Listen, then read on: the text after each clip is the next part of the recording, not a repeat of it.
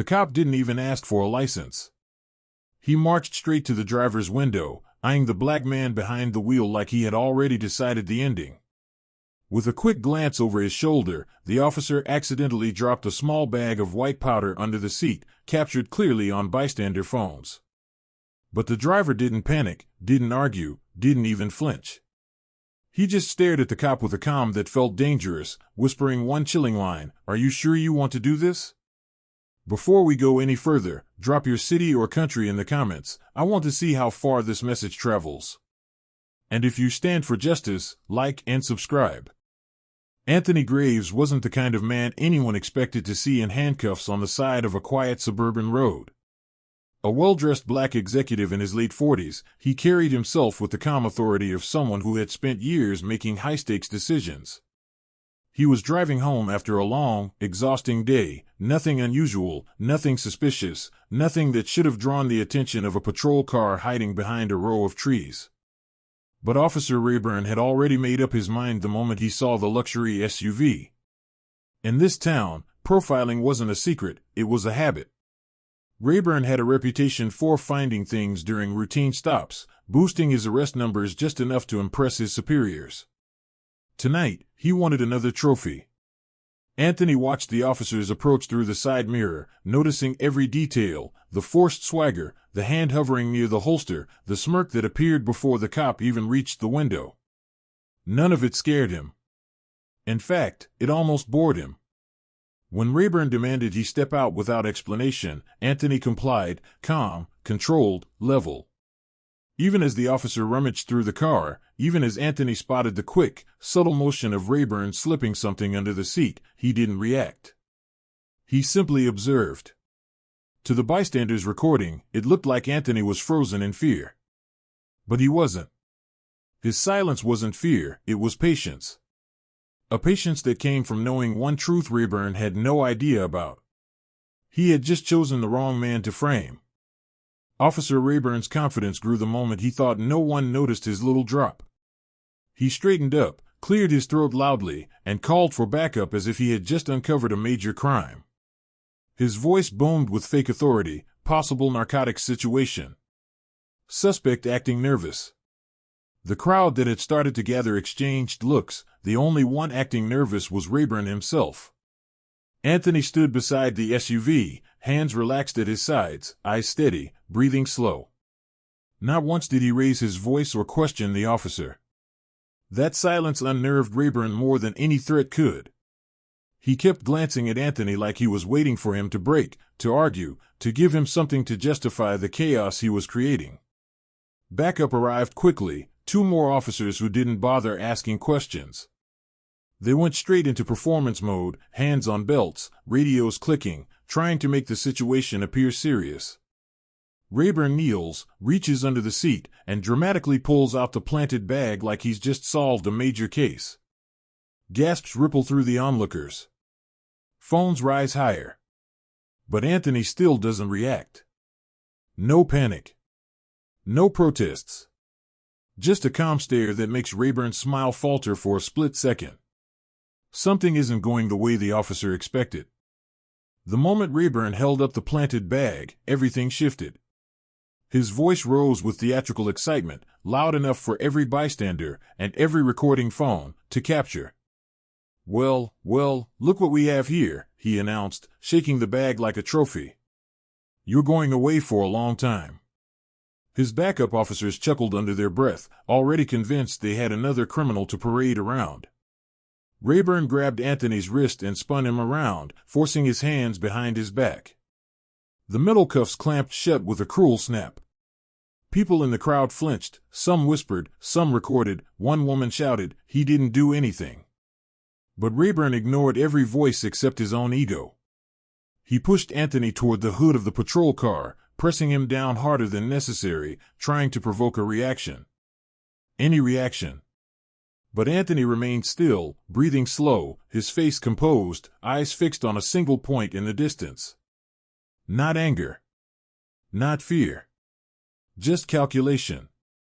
Rayburn leaned close to his ear. "You picked the wrong car to drive today, smart guy." Anthony turned his head slightly, his voice quiet but razor sharp. No. You picked the wrong man. The words hit Rayburn harder than a punch. For a moment, he froze, as if the ground shifted beneath him. But he quickly masked his uncertainty with louder threats, reciting charges he knew were fake. Possession with intent. Resisting. Suspicious behavior. Congratulations, you're done. The crowd grew tense. Phones captured every second. One man shouted, "Check the body cam." Another yelled, "We saw what you did." But Rayburn barked back, "Stay back or you'll be next." Anthony let out a slow breath, almost disappointed. He had given Rayburn every chance to stop, every opportunity to walk away without destroying his career or his life. But corruption blinded him. Finally, Anthony spoke again, calm as a surgeon. "Officer, before you take another step, open my glove compartment." Rayburn scoffed. "Why? Got more surprises for me?" He reached inside anyway, yanking it open roughly, and froze. Inside lay a single, polished badge. Not local police. Not state. A federal badge. And the title printed on it made Rayburn's blood turn to ice. For a full 5 seconds, no one moved. Not Rayburn. Not the backup officers. Not even the crowd. The badge lying in the glove compartment gleamed under the afternoon light, unmistakable, undeniable. Federal Bureau of Investigation. And beneath it, engraved in cold steel, Director Anthony Graves. Rayburn's jaw dropped open but no sound came out. His face drained of color so fast it looked like someone had pulled the life out of him. His hand trembled as he held the badge up, hoping, praying, it was fake. But the weight of it, the seal, the ID chip embedded in the back, it was real. Too real. The backup officers stepped back instinctively, as if corruption were contagious and they might catch it. The crowd erupted with gasps, whispers, phones zooming in. One woman's voice cut through everything. "He's the FBI director?" "Oh, you're done." Anthony finally lifted his head, eyes calm, voice steady. "I asked you if you were sure about this, officer." 3 times. Rayburn stuttered, "Yes, sir, I didn't know." Anthony interrupted softly, the kind of soft that destroys careers. "You didn't care to know." He nodded once. A simple signal. And suddenly the quiet road transformed. Unmarked black SUVs rolled in from both ends like shadows converging. Federal agents stepped out, disciplined, silent, precise, instantly separating the crowd, securing the scene, and moving toward Anthony with respect, not urgency. 2 agents passed Rayburn without a glance, heading straight for the patrol car to pull dashcam footage. Another agent lifted Rayburn's body cam from his vest with gloved hands. Rayburn panicked, reaching for words that didn't exist. I found drugs." He was acting suspicious. Anthony cut him off again. "You planted evidence on a federal officer." He took a step closer.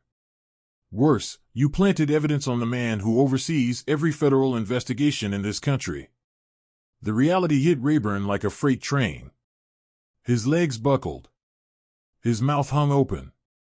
His career, reputation, freedom, gone in seconds.